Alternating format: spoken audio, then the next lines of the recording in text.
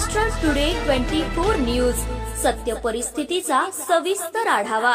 सांगलीत hit and fight, मद्यधुंद चालकाने वाहन धारकांना ठोकरले, 12 जखमी। संतप्त जमावाने केली वाहन चालकाला चोप देत मोटारीची मोडतोड। सांगलीत रात्री मद्यधुंद चालकाने विरुद्ध दिशेने मोटार चालल्याने अनेक वाहनधारकांना ठोकरले। यात लहान मुलासह 12 जण जखमी झाले। संतप्त जमावाने पाठलाग करत चालकाला पकडून बेदम चोप देत पोलिसांच्या ताब्यात दिले। शहरातील कल्पतरू मंगल कार्यालय ते रेल्वे स्टेशनकडे जाणाऱ्या मार्गावर रात्री हिट अँड रनचा थरार नागरिकांना पाहण्यास मिळाला। मद्यधुंद मोटार चालकाने विरुद्ध दिशेने येत समोरून येणाऱ्या 4 ते 5 वाहनांना जोराची धडक दिली।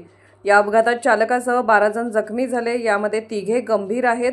दरम्यान संतप्त झालेल्या नागरिकांनी वाहनांची तोडफोड केली। जखमींना तातडीने रुग्णालयात दाखल करण्यात आले। याबाबत घटनास्थळावरून मिळालेली माहिती अशी की रात्री 9 वाजण्याच्या सुमारास मोटार चालक संतोष जवर हा त्याच्या ताब्यातील मोटारीतून भरधाव वेगात कॉलेज कॉर्नर ते कल्पतरू मंगल कार्यालयाकडे जाणाऱ्या मार्गावरून निघाला होता। यावेळी या चालकाने नशेत चुकीच्या दिशेने कार चालवून समोरून येणाऱ्या वाहनांना जोराची धडक दिली।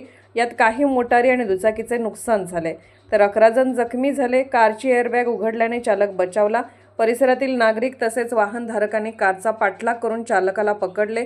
यावेळी संतप्त झालेल्या जमावाने मोटारीची तोडफोड केली। घटनेची माहिती मिळताच विश्रामबाग पोलीस ठाण्याचे कर्मचारी घटनास्थळी दाखल झाले।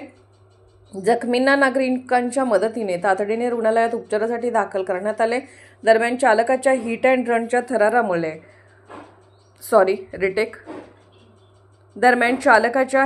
रनच्या थरारामुळे अनेकांच्या अंगाचा थरकाप उडाला। अपघाताची माहिती मिळाल्यानंतर जखमींच्या नातेवाईकांनी सांगली शासकीय रुग्णालयात गर्दी केली होती।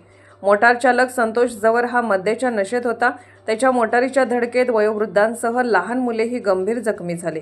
त्यामुळे संतप्त झालेल्या नागरिकांनी चालकाचा पाठलाग केला, त्यास पकडून चांगला चोप दिला। काही नागरिकांनी त्याच्या मोटारीवर दगडफेक केली। मोटारीच्या धडकेत लहान मुलांसह 11 जण जखमी झाले। यामध्ये 3 गंभीर आहेत। दोघांना डोक्याला मार लागला आहे, तर एका मुलीच्या पायाला गंभीर दुखापत झाली आहे। महाराष्ट्र टुडे मराठीसाठी ब्युरो रिपोर्ट, सांगली।